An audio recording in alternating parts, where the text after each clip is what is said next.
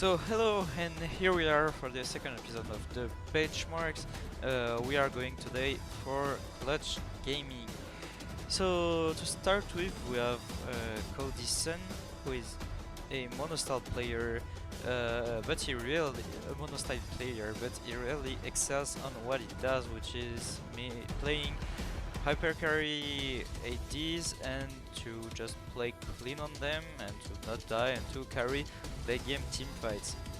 So he really shined in the Gold Plate qualifier where he played really well and was able to really carry the game team fights. He plays really safe, his vision control is correct and his economic output is also correct, but doesn't he doesn't try to fight a lot. He tends to, yeah, okay, that's my that's my lane. I will get the wave, push the waves back, and I will hold the lane, and I will do that really well. It's not common for AD carries to play really that way, but it's to fit the clutch gaming playstyle. Now we're moving on to the Monte. So he can play multiple styles, so we can see there he plays assassins, he plays bruisers too, he also plays mages, but yeah, it's is kinda inconsistent. In fact, like we can see that he lacks presence and he lacks impact. Like he doesn't have a lot of kill participation on his picks, he doesn't really roams, he doesn't try to invade with his jungler, he doesn't roam to other lane, he mostly stays on his lane. We can see that he doesn't really move that way, like he doesn't have a lot of implications on the map, which is not normal for assassin picks who are supposed to really roam and shine around the map. So yeah, he has a decent vision control, but like, you know, he's a bit jack of all trades, but master of none. Like he kind of does a lot of things, but he isn't really specialized in one thing. One thing that is nice to notice though is that he has a more than decent economical output input, especially on mages where he's at plus 11% compared to the rest of the league. So moving on to Huni, which is the main carry for clutch gaming and without contest one of the most impactful player of his team. But that's also for the better or for the worst, because we can see that he dies a lot even if he has a very impactful KDA. Is the player that is played around in clutch gaming and which is expected to carry. So he's really aggressive, like we can see. Overall, he really looks for fights, as well on the blue side or in the red side for a top laner, having +2 implications at for 15 minutes for North American is like kinda enormous. The only one that matches it is Licorice, and the rest are really slow, like they don't really move. He can play two styles. The first one is the one you see right now, which is the standard breezers with Gangplank, Irelia. He really shines on Irelia, and to just like play trying to hold the lane, but he does that really well, and that's not the playstyle that he prefers.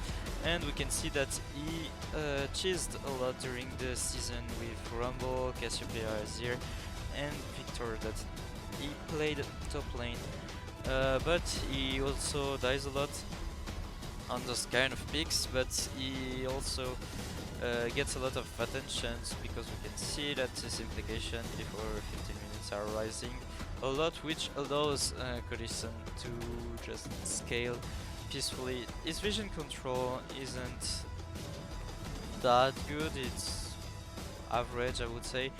Seems like he doesn't buy a lot of pink wards, and his economic output is really decent, but overall, yeah, he also doesn't hesitate to put the equalizers on the bot side. More Thanos is all lane, and we can see that he is also a big part of the attention of the enemy team, since he gets dive quite a lot on the red side, but he also gets attention from Lyra.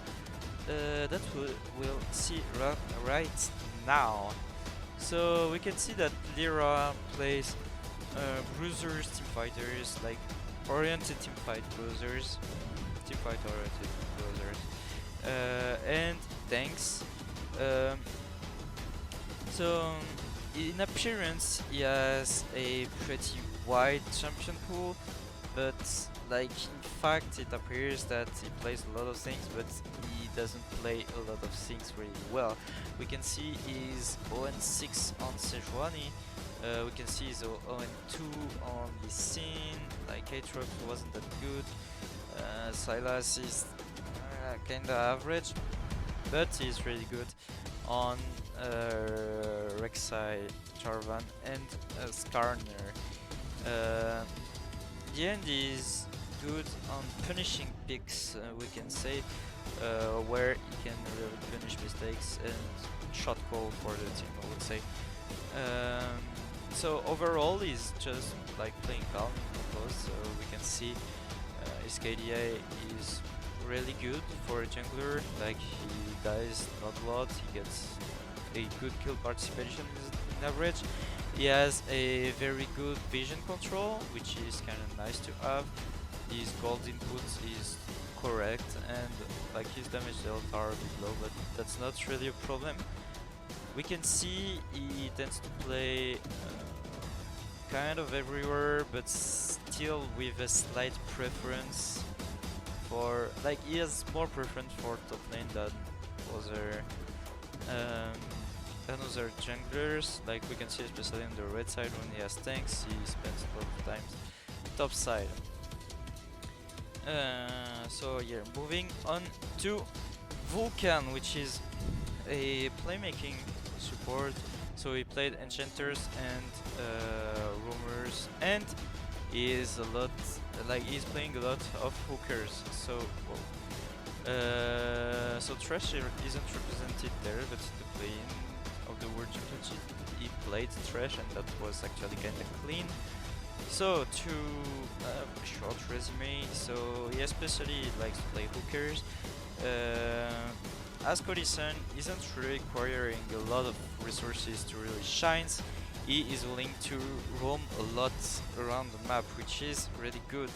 We can see he often roams to top lane to help and impact Huni's lane, and this is not a common thing to see, and he does that on pretty much every single type of champion, except maybe the Leonas and stuff, and even there he still does it, which is really impressive. And he has more kills and assists got on other lanes, and we can see he dies a lot, but he also gets more assists, which is kinda average. Some will like, some won't, but I think it's good to have a playmaking support in a team like Clutch Gaming. We can also mention that in this bootcamp in Europe, he reached Challenger 1k LP really fast, which wasn't the case of everyone, and that was also kind of impressive. So to conclude, we can say that Clutch is a team with very high potential, but very few playstyles available. So their main goal is to put Huni in great condition to enable him and to crush his lane. Codison is very clean in his lane, and Vulcan helps a lot by roaming. However, Damonte's lack of impact is really a problem, especially when we consider the fact that international mid lane level is very stacked this year, and considering the level of the mid laners in Group C that Clutch will end in. So Faker, Nemesis and Xiao, this might be really difficult for Clutch to make it out. However, they aren't to underestimate, and Huni picks must be respected. But also considering the other top laner in this group, which are Bwipo, Longshin and Khan, are also considered to be chokers. So everything is possible, meaning Huni must be respected playing against Clutch, and that Clutch isn't free win. Like game can still come out of control, and if Huni is in great condition, which he seems to be, looking at play-ins, it can be really difficult, and condition is still extremely clean, and I believe he will be able to perform correctly. So that's all for Clutch, and see you next time.